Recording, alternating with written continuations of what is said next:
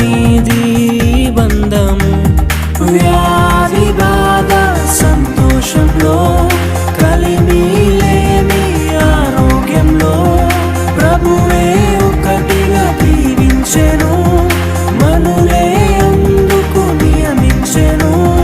పరలోకములో నిర్ణయించెను, నరలోకములో